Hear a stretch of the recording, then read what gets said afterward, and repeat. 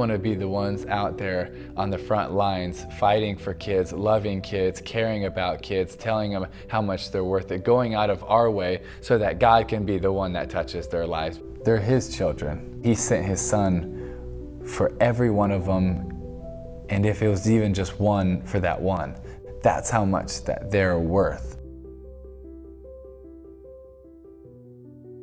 When we went to China, our heart was missions. I mean, and we didn't know exactly what that was going to look like. We weren't looking to adopt, we weren't looking to foster, we weren't looking to do anything. We were just, volunteers. It was part of our church ministry. We're living in China, and it's a country where the value of life is not big. One day we got there and there was this cute little girl, and Jen noticed her in particular because she, every time worship music came up on TV, she would just fling her hands up. They would put Chinese praise and worship in on the video recorder, and Ruthi just stopped everything and she put her arms up in the air, and in Chinese she said, "Jesus is King."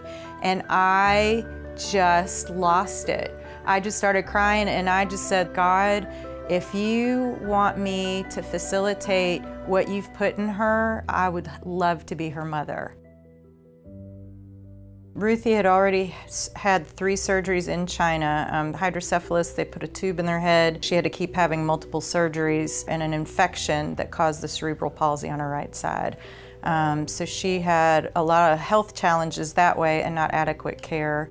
We're dealing with 2 major forces at one time. We've got this medical situation, the finances with the adoption, the finances with the medical. We work on support. We're really trusting God to adopt her. I mean, it was so far-fetched, we didn't have the finances to even adopt her. When we got the news of the Tim Tebow grant, I mean, it was the biggest one we got from anybody. We were just so thankful, so happy, yeah, because we could move forward with her adoption, and she wasn't going to be taken by the authorities, back to where she came from.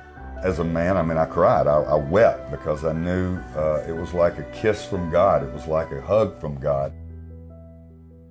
In January 2016, Ruthi finally became a part of our forever family after about 3 years of the process. Because of her medical needs couldn't be met where we were living, we moved back February of 2016 to the States. A lot of times everybody wants the perfect kid, and she is the perfect kid, just as she is, and God loves us all the same, and her life is worth it, worth every fight, every battle, every ounce, every tear, everything that we went through. I'd do it all again, knowing that she's the end result.